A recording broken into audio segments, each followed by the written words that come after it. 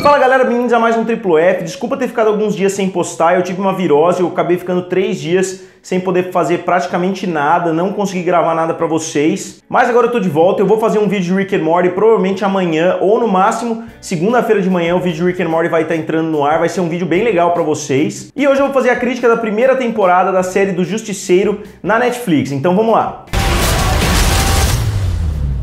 The world needs to see the truth.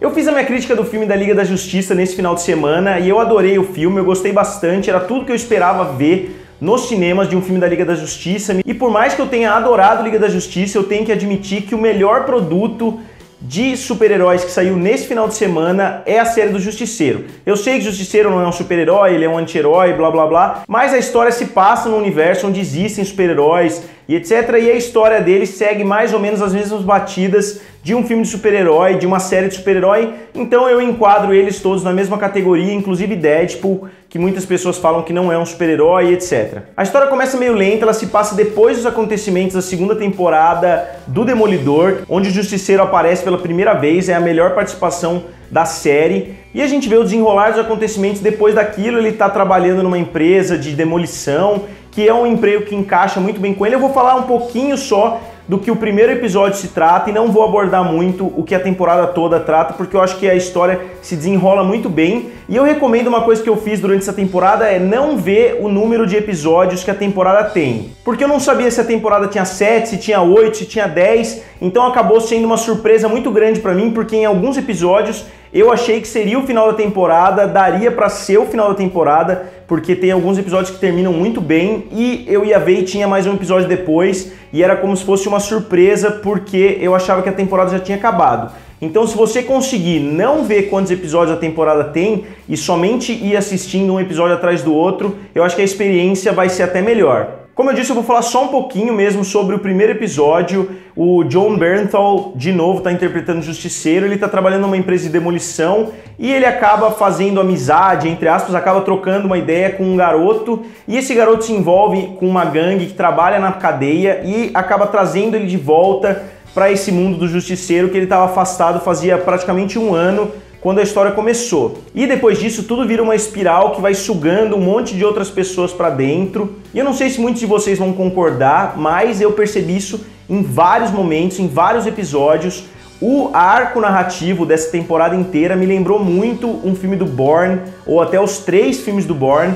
A única diferença é que o Frank Castle não tinha perdido a memória, mas se a gente levar todo o resto em consideração, eu diria que é praticamente a mesma história do Bourne, inclusive o jeito que algumas cenas são filmadas lembra muito o que o Matt Damon fez na trilogia. A gente tem aquela intriga governamental que envolve o exército, que envolve agências como a CIA, como a Homeland Security, e isso é muito legal porque ele dá um clima de thriller e não um clima de é uma série de super-heróis. A gente vê que todos os personagens foram muito bem pensados, tem uma família em específico, que como eu disse eu não vou entrar em muitos detalhes, que é o pai, a mãe e 2 filhos, que são realmente muito bem desenvolvidos, a gente sente mesmo que eles são uma família. Os atores estão muito bons, eu acho que o cast inteiro foi muito bom, com exceção da agente da Homeland Security, que eu achei péssima. Ela tem a mesma cara em todas as cenas, ela pode estar descobrindo a maior revelação da temporada e ela pode estar indo no banheiro que ela vai ter a mesma cara. E ela não tem gravidade nenhuma, quando ela tá brava ela fala no mesmo tom. Parece que a descrição da personagem era somente assim, policial teimosa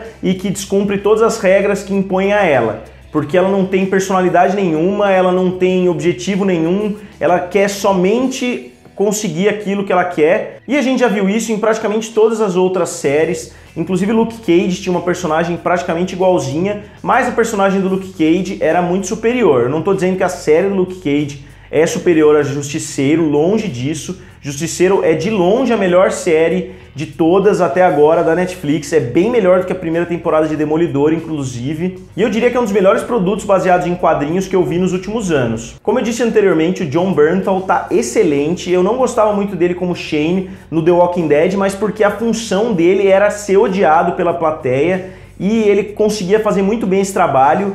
E nessa temporada a gente consegue abraçar o personagem, mesmo ele não falando muito, mesmo tendo episódios que ele praticamente não fala nada, e eu não ficaria bravo se ele aparecesse na lista concorrendo aos grandes prêmios, porque ele tem algumas cenas bem pesadas e algumas atuações muito boas, que eu acho que são superiores a muitas dessas atuações que costumam ser premiadas normalmente. Como eu disse, uma das coisas que eu mais gostei nessa temporada foi esse clima de conspiração, de você não saber quem tá do lado do Frank Castle, quem não tá, quem tá traindo ele, quem não tá.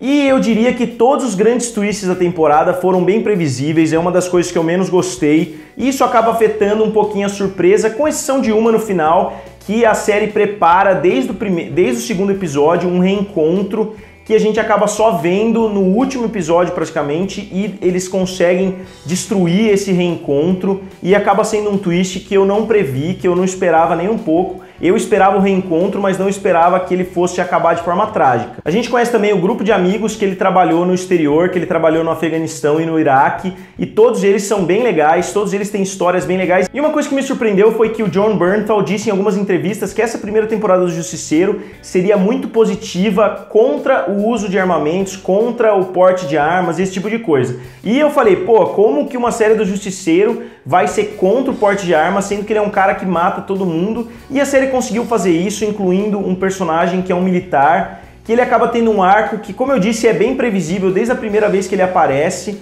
mas que acaba sendo muito bem feito, acaba tirando um pouquinho do momentum da série, porque chega num determinado momento que eles param durante 2 ou 3 episódios para focar naquilo, mas eu acho que foi bem real também, transmitiu bem como é a realidade, que até o Frank Castle em algum momento teve que parar por alguma coisa que estava acontecendo que não era do controle dele. Eu acho que isso foi muito legal mesmo na série, eles estavam seguindo um arco narrativo, chega num determinado momento que eles têm que parar por uma coisa que aconteceu externamente. Eu acho que é mais ou menos isso que a gente tem no dia a dia, a gente não consegue nem sempre seguir os planos, e é isso que acontece com o Frank Castle. Ele é de longe o personagem mais humano que a gente já viu nesse tipo de seriado, e todo mundo em volta dele também é extremamente humano. A Karen Page, como sempre, é muito boa, muitas pessoas falam mal da atuação dela, mas eu acho ela uma das melhores adições desse universo Marvel das televisões. E outros personagens coadjuvantes, como um cara que acaba ajudando o Castle no decorrer da temporada, que também é muito bom. Eu não vou falar o nome dele porque pode acabar sendo um spoiler para quem ainda não assistiu, mas a parceria entre eles acaba sendo muito cômica.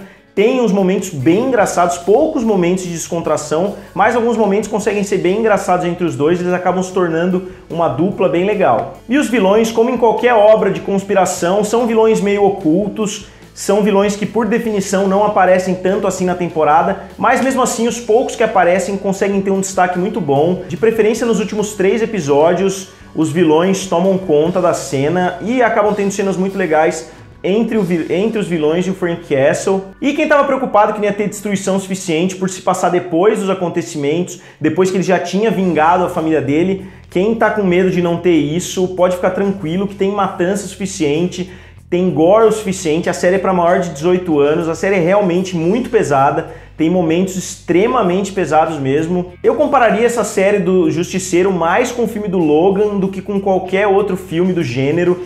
O arco dos dois é relativamente parecido, os dois passaram por coisas parecidas, e até o arco com que a série vai acontecendo eu acho que é meio parecido com o Logan também. E o gore, a morte dos personagens acontece de forma horrenda às vezes, e eu acho que isso se encaixou muito bem com o Justiceiro. É aquela coisa, não adianta querer colocar um filme para maior de 18 anos para qualquer personagem, um filme do Homem de Ferro para maior de 18 anos, um filme do Homem-Aranha para maior de 18 anos, mas você pegar os personagens que realmente merecem isso, como Deadpool, que é um personagem que por definição fala muito palavrão, mata todo mundo, e o Logan, por exemplo, que estava todo mundo esperando um filme para maior de 18 anos, eu acho que o Justiceiro também merecia isso, e ele foi dado o tratamento que ele merecia. E só para esclarecer um ponto que eu vejo muitas pessoas comentando, eu já vi várias pessoas comentando depois que a série do Justiceiro saiu, que a série só é boa porque a Disney não teve nada a ver, porque quem tomou as decisões foi a Netflix. E não, quem toma as decisões ainda é a Disney, porque basta vocês assistirem até o final do episódio, quem produz os episódios é a ABC Studios,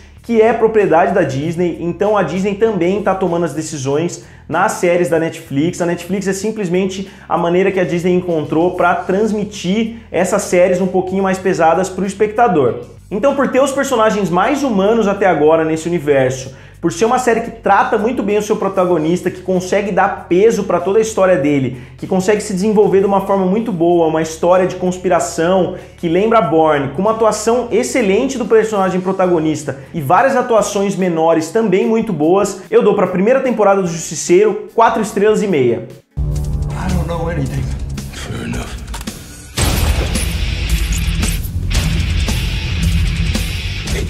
Bom, galera, eu recomendo demais a primeira temporada do Justiceiro. Eu não consegui falar muita coisa porque é uma série com vários episódios, então obviamente eu não vou poder abordar um acontecimento do 5º, do 6º ou do 7º episódio sem dar spoiler nenhum. Então eu abordei mais os aspectos técnicos e o que a temporada conseguiu trazer de bom. Como eu faço de costume, se vocês já assistiram o Justiceiro, eu vou botar uma enquete aqui do lado para vocês darem a nota de vocês. Agora eu quero saber de vocês, onde vocês encaixariam essa série do Justiceiro dentro das séries da Marvel na Netflix? Eu colocaria em primeiro lugar. Em que lugar vocês colocariam? Digam nos comentários, curtam o vídeo e se inscrevam no canal. Valeu e nos vemos em breve.